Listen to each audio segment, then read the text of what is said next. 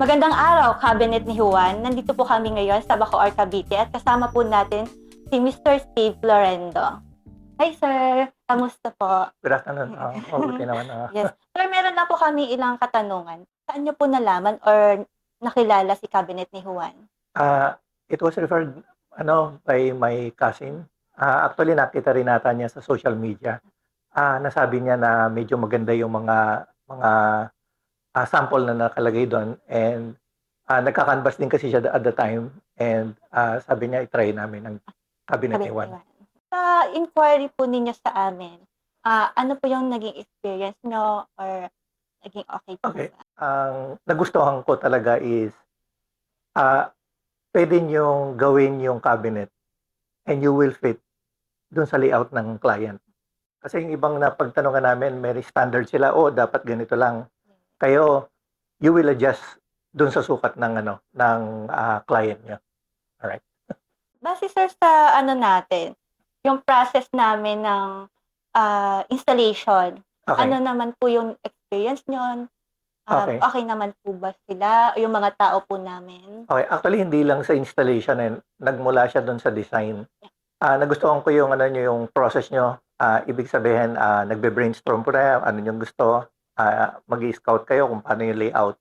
And then ang kagandahan doon, based sa initial feedback namin, you will create really anong tawag nyo ba doon?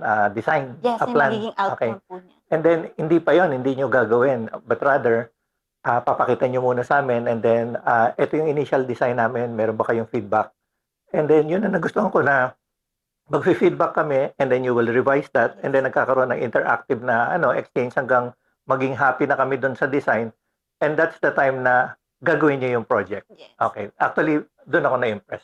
Right. Thank you, sir. Sa naging outcome ng project natin, mula po dun sa design, kasi sa perspective niya, sir, and then dun sa naging outcome niya, ano po yung satisfaction niya Okay. pagdating dun? At the end of the day, kahit sino nagpapagawa, ang question lang doon, happy ka ba sa naging resulta? And I can definitely say that I am very happy and satisfied with the work, with the craftsmanship.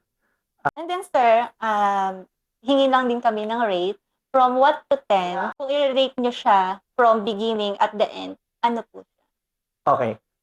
I think I would rate you very high, but I think 9. And siguro ang final word ko is even dun sa mga future client nyo.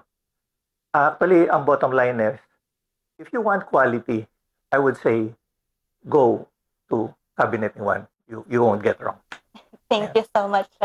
Sa mga viewers natin, sir, mga tips lang or advice sa mga gustong magpagawa At sa meron din Cabinet kayong ni Juan. idea Ano kung po yung gusto ano nyo? yung design. Siyempre, gagawa din sila based doon sa na-envision mong design. So,